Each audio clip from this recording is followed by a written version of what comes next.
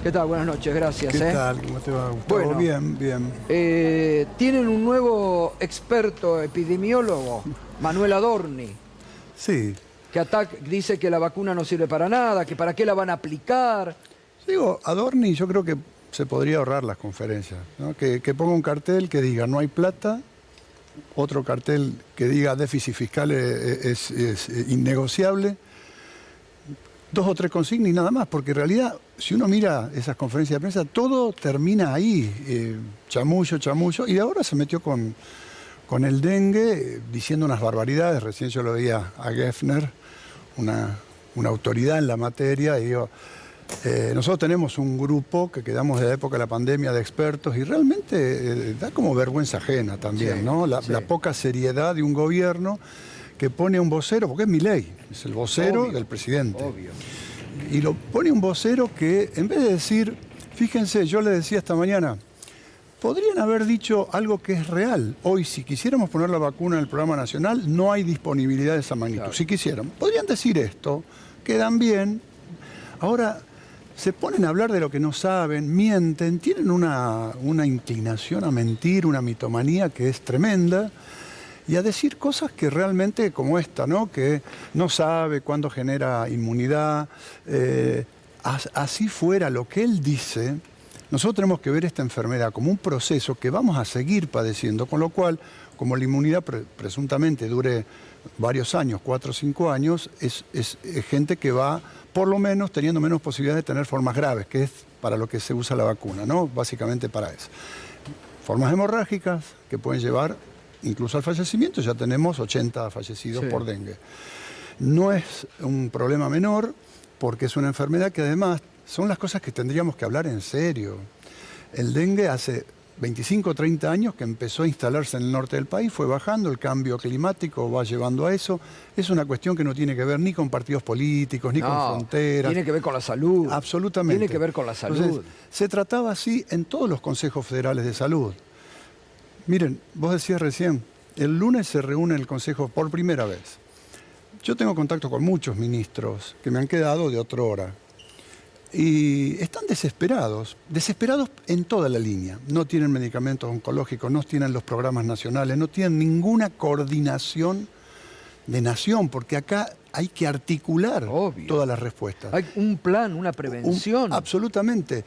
Esta discusión viene de la época de Salvador Massa, cuando los liberales de la época le decían, no, es un problema del norte, la vinchuca. La vinchuca.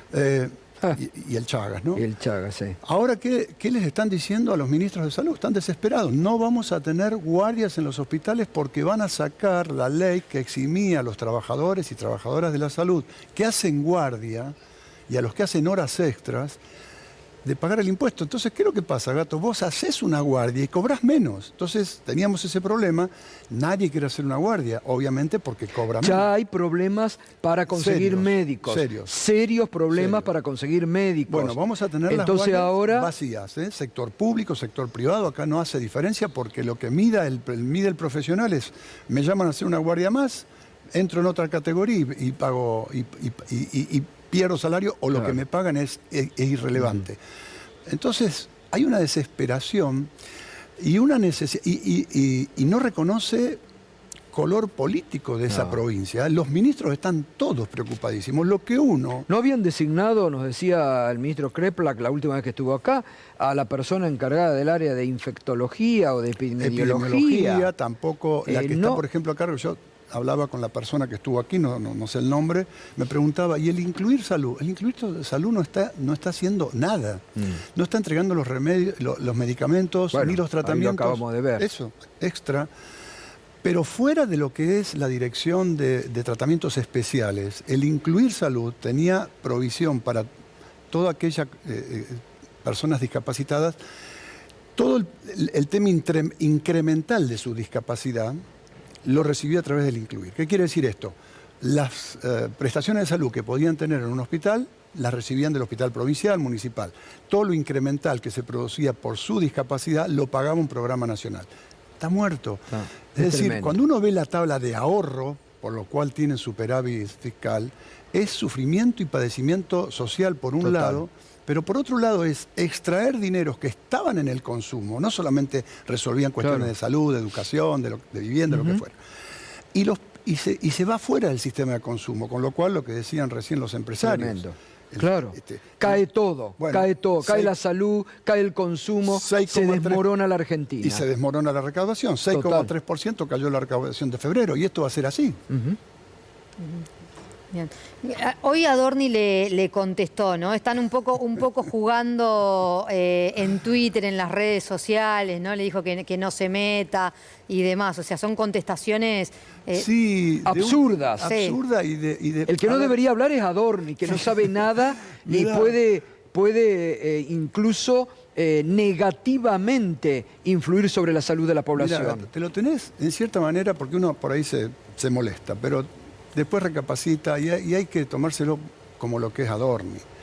Digo, contesta, fíjate con lo que contesta el tuit, me dicen los chicos, yo ni los miro, me siguen en las redes, me dicen, mira, te contestó que yo había dicho que la pelota de tenis, mirá la preocupación, ¿no? Tuvimos el mayor drama de la historia sanitaria de los últimos 100 años y al tipo lo que responde es que yo había dicho que la pelota de tenis contagia. Claro, si uno está incubando y se seca, obvio, contagia. Pero fue parte de un reportaje en donde todavía estábamos, además, en la época de si era más porque con el diario de Luna es fácil, ¿no? Si era más por el aire, por la superficie, por todo. Pero la pelota, claramente. Pero una minucia de una de las tantas preguntas que hacen los periodistas. Ahora, lo que no dicen es que acaban de aparecer 2 informes, uno de Our World in Data y otro de la Asociación Médica Argentina, en donde empiezan a aparecer las cifras duras de la pandemia. ¿Cómo se miden? Exceso de mortalidad, cuánta gente murió por encima del promedio de los 5 años después de la pandemia y la pérdida de años de expectativa de vida. Claro. ¿Cuántos en Argentina, promedio 0,5 años de vida perdimos? ¿Cuánto perdió Estados Unidos? 2,5. 5 veces más.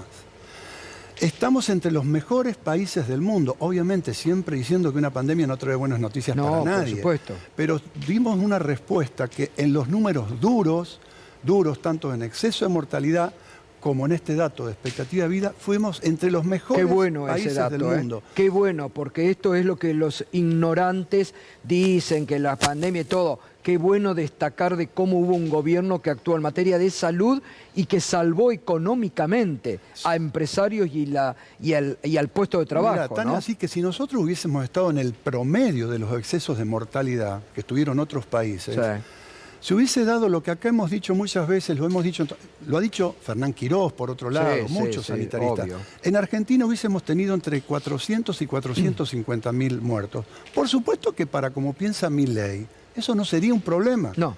O Macri que dijo que se mueran los que se tengan que morir y que se vivan lo que vivan. Para ellos la vida no vale absolutamente nada si es la ajena.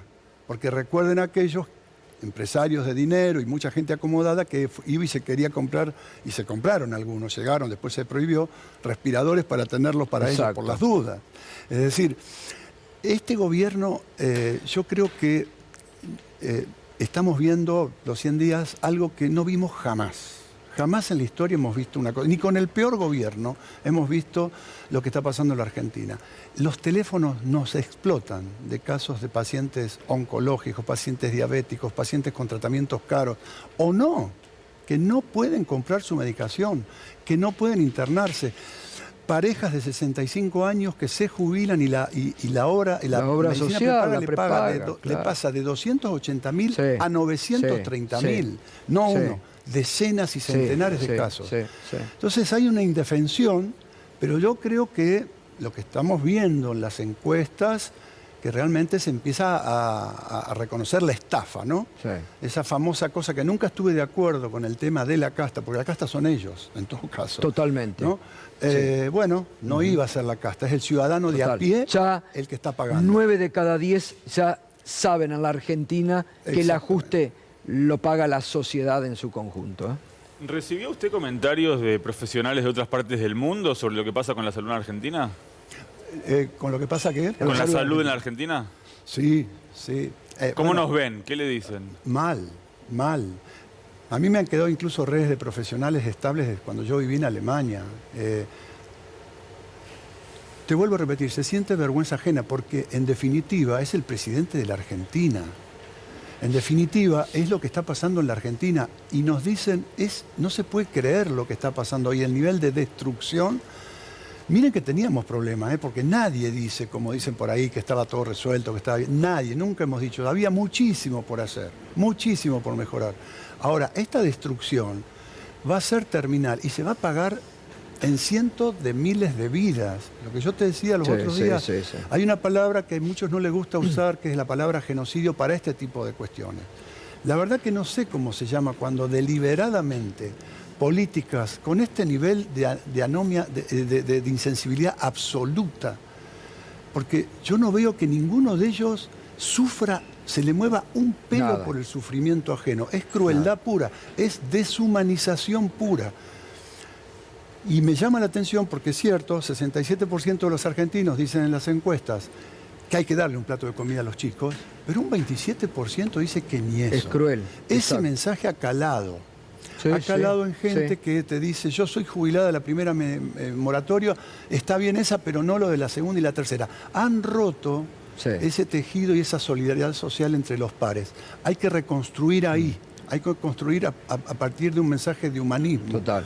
Porque la verdad es que si no se entiende desde la política en una primera instancia para vastos sectores de la sociedad, bueno, pero veámoslo desde el punto de vista humano, por lo menos humano, por favor. Estamos viendo un desastre social, económico, político en la Argentina.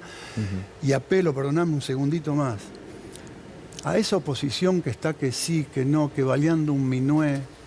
Acá estamos hablando de que se están llevando puesta la república, la democracia, porque lo han cacareado todo el tiempo y jamás se ha dado una situación en donde un gobierno, que ya es un régimen, se esté llevando puesto a las instituciones de la democracia. Coincido. Gracias, Daniel, siempre por tu seriedad y claridad para advertir, porque estamos hablando de la vida o de la muerte. Gracias. No, gracias a ustedes. De eso se trata. Nada más ni nada menos que de la vida y de la muerte, de la democracia o la dictadura.